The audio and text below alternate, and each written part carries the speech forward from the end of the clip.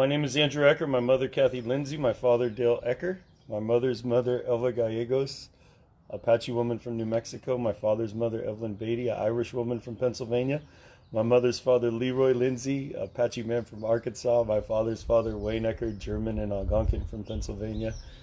Me and Monica, our primary job, Monica, is going into retirement communities and hospitals and playing drums and singing with people. And, we see the power of music every day to heal and transform lives. And I just wanted to give a little shout out to everybody today, just to encourage you, lift you up. We're feeling the effects of what's going on. Spiritually, there's a lot of transformative energy that's out there. Yesterday I went deep into the prayer place, and actually the virus appeared to me in a visionary space, and it came as an Asian, I would say, looked like a samurai, and he had this like dark red suit on, kind of burgundy looking, and black face. And I looked into this apparition, or this entity that was there, and in his left hand he was carrying a sword that was like shaped like an axe, but it looked like it had like a axe head on it with a long handle, and on the bottom of it was four small like axe heads, and it was a long kind of shaped axe sword looking weapon. And when it came to me, it said that it was the devourer of nations, is what it said. And then it just kneeled down before me, and before I knew it, there was this sword that came down and chopped the head off of this entity that I was encountering. And then out of the head fell off, and then this blue and white light just like beamed out of this thing. And as it beamed out of it, then the visionary space that I got was I was on top of a mountain. And this is going to sound kind of corny, but I'm going to share it with you anyway. It was like I was like this Asian man, deity, that was wearing kind of a hat, one of these boat hats, the bamboo ones. And kind of looked like Raiden from, Ultimate, or oh gosh, I can't remember the name of that video game. But anyway, that's what it looked like. It was like a man who was dressed. He had like, he was like a farmer kind of guy, but yet very, very like strong deity, like almost like the land of Asia itself. And then there was a tree, and this man spirit that I became in this vision planted the tree, was planting this tree. And husbandry is the word that is for a person who takes care of a garden. And that's what I would say that he was doing. And it was like I was him. I was husbanding this plant that was the virus.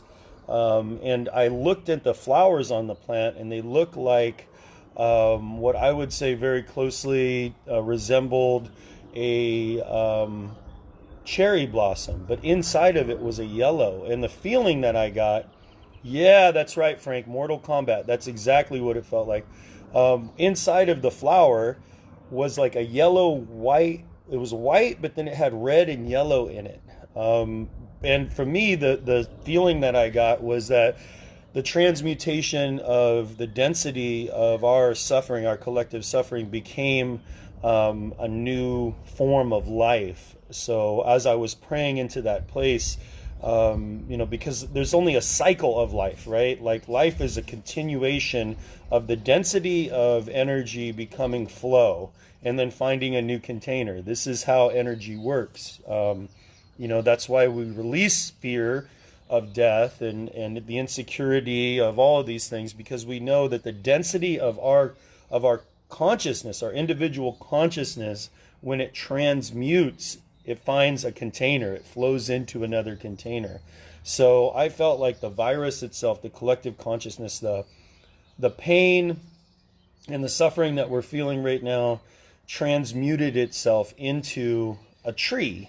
And I know that we're seeing a lot right now, and oftentimes when we're in a visionary or spiritual space, it is a non-linear conceptualization of reality. And myself, I've been in the visionary space many times, and always the truth that comes into my heart, the feeling, the experiential truth that resonates with me is a more of a real, like in using the terms real, it's more real for me than the actual world around me.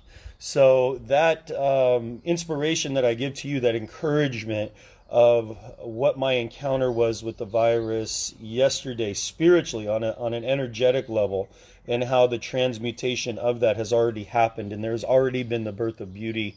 And now us as people, we're waiting for the physical, right, in this linear conceptualization of reality to actually come into that space. So, rest in the vision, rest in the space of understanding your security, right, and how the infinite intelligence is always working on your behalf. There is always a plan and a purpose for your life, and in all things that plan is to prosper you exceedingly and abundantly above anything that you can ever hope or imagine.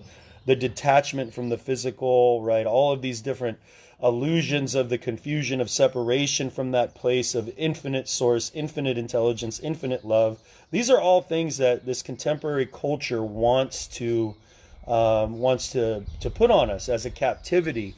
Remember your sovereignty. You are a sovereign being. You are a sovereign, beautiful spiritual person. And inside of you is every intelligence: the air, the water, the fire, the earth, gravity, time, spirit. All of that is working on your behalf, and developing a relationship with this world is really what this is about. It is an experiential journey. Give thanks for that which you are experiencing right now. So I came on here, wanted to share a medicine song with you. So this is the medicine song that me and Monica in our evidence-based practice have seen the most results. Okay, so we go into hospitals every day, and we work with elders, sometimes people that are with Alzheimer's, memory care, skilled nursing, psychiatric behavioral lockdowns, all those kind of places that society has institutionalized people. That's the love of our work. We like working in the places that smell like poo and pee. Like, this is exciting for us because we go in there with that miracle energy that transforms lives, and with the ancient tools of drumming, singing, and dancing. So, right now we're on vacation from going into hospitals because of the ban. So I got to keep the music going, and I'm going to share with you this medicine song that we know works in almost every single situation. Sometimes we literally see the elders go from like this, passed out, to tapping their feet, to tapping on the drum, to singing with us. And this is the song that we have found is the most powerful song for this kind of medicine work. So here we go, okay? And you can sing along with me if you know the words. You are my sunshine, my only sunshine. You make me happy when skies are gray. You'll never know, dear, how much I love you. Please don't take my sunshine away. The other night, dear, as I lay sleeping, I dreamt I held you in my arms. When I awoke, dear, I was mistaken. So I held my head and cried. You are my sunshine, my only sunshine. You make me happy when skies are gray. You'll never know, dear, how much I love you. Please don't take my sunshine away. sunshine, my only sunshine. You make me happy when skies are gray. You'll never know, dear, how much I love you. Please don't take my sunshine away. Oh, yeah.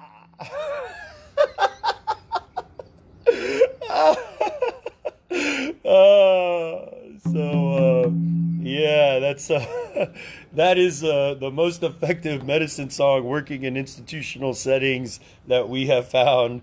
For the majority of people in our culture, our elders, it's always been since the very dawn of cultural identity for the elders to keep the songs of the people, and that's something that we know is evident, right? It was never the creator's plan for our elders to be a greeter at Walmart or to pour coffee at McDonald's. No, they have a much more important part to play in this whole way of life, and that is to hold our songs. That we see elders that will forget their name. They'll forget their room number. They'll forget their social security number, their phone number, all those things. But when you sing a song with them, they remember, and they start to tell us about themselves. They'll go from what they call being locked and nonverbal to sharing and caring and smiling and dancing. And I just want us all to remember that, right? That in our time of struggle, in our time of need, in our time of pain, in our time of separation, there is one way back, and that is a song. Your song is an eternal representation of you. When we hit the drum, that becomes an eternal expression of our heart. When we sing a song, that becomes an eternal expression of us. Those of you that were singing along with me right now, that is going into the infinite intelligence, fortifying that space of love and gratitude. I want to encourage all of you out there, keep your song, right? Let your song come out. Now I'm going to sing to you the Arizona version of You Are My Sunshine. Okay, so this is the Arizona version of You Are My Sunshine. It goes like this. And this one's good too for you, Zeke, right? Because this is the Nevada version too. You are my monsoon, my only monsoon. You make me happy when it's too hot. You'll never know, dear, how much I love you. Please don't take my monsoon away. The other night as we lay sweating, we heard the wind outside our door. We woke up so disappointed. It was only a dust storm. You are my monsoon, my only monsoon. You make us happy when it's too hot. You'll never know how much we love the rain you bring. Please don't take our monsoon away. Oh, Monica's laughing right now. I literally got on the radio with that song. That is the Arizona version of You Are My Sunshine. Yeah, these nostalgic songs, they do have medicine. They get woven into the neural pathways of our brain. They activate that neuroplasticity that we all enjoy. Bring your little ones out, sit around, sing some songs, bring some pots and pans out. This is the medicine that has carried me and Monica through so many struggles. And you know what? We're not giving up on it yet. It's still there for us. It's still there for humanity. It's the oldest mind-body wellness activity. I would love for us to come online and do you remember that? Oh man, Zeke is my brother from my neighborhood that I grew up in Peoria, and back in the day we used to have these like biblical frog invasions that would happen. These little guys would come out of the ground during the monsoons, and man, it was just really something. to see, so beautiful to see the desert come alive. All right, well, I'm going to go ahead and get off here. I'm going to go get some exercise in today, and I want to encourage you guys. I have a new webinar coming up. If you haven't checked out Sacred 7 on here, doing a free webinar on some day this week. I think it's Wednesday or Thursday.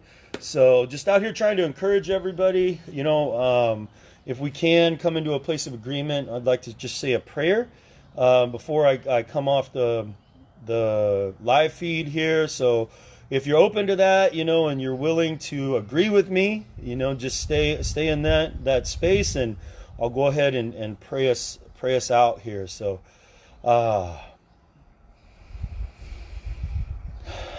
Father, Mother, Creator, Source, we thank you for this opportunity to be in this prayer place that was founded before the creation of time. We thank you for the above place, the below place, the east, the south, the west, the north, and all the holy people that are there. We thank you, Creator, that you have allowed for us to enter into this time, knowing that you have equipped us with love and gratitude, that you have equipped us with song, that you have equipped us with dance, that you are giving us the ability even now to encourage one another, to be there for one another, and to live in that resonant frequency of love. We release ourselves from the captivity of insecurity. We release ourselves from the captivity of suffering. We release ourselves from the captivity of fear and all of the different things that have come against your people here. Instead, we allow ourselves to be bound by love, to be bound to that frequency of knowing that you are a light to our footsteps, a shield of faith to protect us from the arrow that flies by night, that you have silenced the voice of the accuser from within us and from without. And we thank you, Creator God, that you have made a way for us today to be in the prayer place, even here on Facebook, Creator, that you have used this technology that you have given to man to proclaim the goodness of what it means to pray, of what it means to sing, what it means to dance. And right now, we just believe in the beauty above. Oh, try to say this with me, okay, everybody? So, beauty above, beauty below, beauty beside, beauty in front, beauty behind, hands on your heart, beauty within. We are made beautiful again. Aho, everybody. Love you guys. I'll be back on here, try to encourage everybody. Our ministry is changing now because, we're not in the hospitals. So finding ways to stay in service. Love you.